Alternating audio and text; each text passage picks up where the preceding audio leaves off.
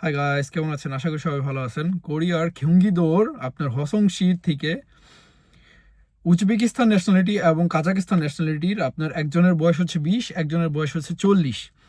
দুইজন ফরেনার আপনার ইউজড গাড়ির দোকান থেকে পাঁচটি হুন্দাইয়ের গ্রেঞ্জার মডেল এবং হুন্দাইয়ের আভান্তে মডেলের পাঁচটি গাড়ি ইউজড কারের দোকান থেকে চুরি করে সেগুলো আপনার কোরিয়ার ইনছন শহরের যেখানে আপনার গাড়ি এক্সপোর্ট হয় সেখানে নিয়ে বিক্রি করে। পাঁচটি গাড়ি একই দিনে পাঁচটি গাড়ি নিয়ে চুরি করে আপনার ওইখানে নিয়ে বিক্রি করে এবং ওইখান থেকে আপনার এই গাড়িগুলো আপনার নর্মালি প্যাকেজিং হয়ে বা হচ্ছে কন্টেনারের মধ্যে প্যাকেজিং হয়ে আপনার বাহিরে বিভিন্ন মিডল ইস্টে বা আফ্রিকার কান্ট্রিতে এক্সপোর্ট হয়।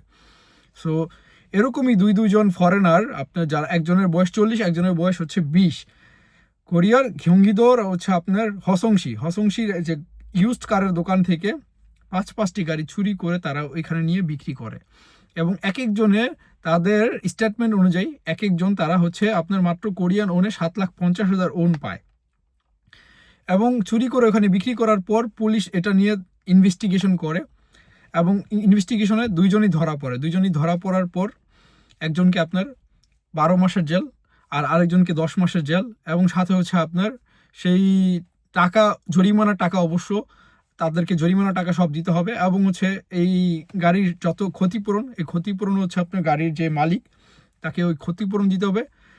এবং যিনি হচ্ছে কাজাকিস্তান ন্যাশনালিটি, তার হচ্ছে আপনার ড্রাইভিং লাইসেন্স ছিল না, তার বয়স ছিল 20, সো তাকে 1 বছরের জেল দেওয়া হয় 12 মাসের।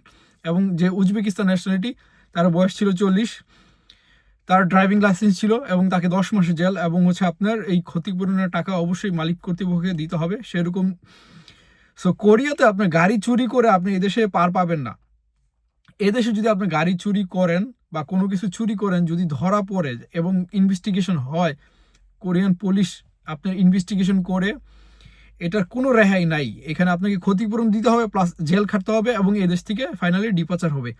সো এই দুইজনকে হচ্ছে আপনার কোরিয়াতে, একজনকে 10 মাসের, একজনকে 12 মাসের জেল খেটে এবং এই ক্ষতিপূরণের টাকা সম্পূর্ণ পে করে এই দেশ থেকে, কোরিয়া থেকে বিতাড়িত করা হবে এবং এই দেশ থেকে ইমিগ্রেশন ডিপোর্ট করা হবে এবং আজীবনকার জন্য তাকে নিষিদ্ধ এবং ইভেন তার ফ্যামিলিকেও আজীবনকার জন্য কোরিয়াতে নিষিদ্ধ করা হবে। তার ফ্যামিলি মেম্বার পর্যন্ত কোরিয়াতে এই দেশে আসতে পারবে না।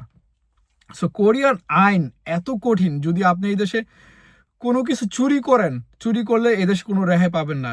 চুরি করে ধরা পড়লে অবশ্যই কোরিয়ান আইন আপনাকে এটার সম্পূর্ণ বিচার করবে। নর্মালি কোরিয়াতে আপনার কোনো খুন খারাপ এরকম খুব কম, নাই ধরতে গেলে, এবং 0% টলারেন্স ওদের।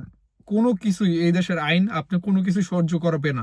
সব কিছু কি এটা বিদেশি হোক এবং ওদের নেটিভ হোক, দুজনকেই আপনাকে, বিদেশি হোক আর কোরিয়ান হোক, দুই দেশিকেই আপনি এটার এই আইনে ধরা পড়লে অবশ্যই এটার বিচার করা হবে এবং এই দেশে আইন সবার জন্য সমান। সো এই দুইজনকেই আপনার, বিদেশি যে দুইজন গাড়ি চুরি করছে তাদের দুইজনকেই কোরিয়া থেকে ডিপার্ট করা হবে এবং ডিপার্টের আগে অবশ্যই একজনকে 10 মাস আর একজনকে 12 মাস জেল খেটে এবং এর সম্পূর্ণ ক্ষতিপূরণ দিয়ে এই দেশ থেকে চলে যেতে হবে। সো আমার মেসেজ থাকবে হচ্ছে, কোরিয়াতে অবশ্যই কারো কোনো কিছু চুরি করার আগে, আমরা যারা বাঙালি আছি, যারা কোনো কিছু চুরি করার আগে 100 বার ভাবুন। আপনার জীবন, আপনার ভবিষ্যৎ তো শেষ, প্লাস হচ্ছে যদি চুরি করে থাকেন কোনো কিছু বা চুরি করার চিন্তাও করেন, আপনার ভবিষ্যৎ শেষ কোরিয়াতে। প্লাস হচ্ছে আপনাকে সম্পূর্ণ জেল তো খাটতেই হবে, এটা সম্পূর্ণ ক্ষতিপূরণ দিতে হবে, প্লাস এই দেশ থেকে আপনাকে ডিপার্টও করা হবে।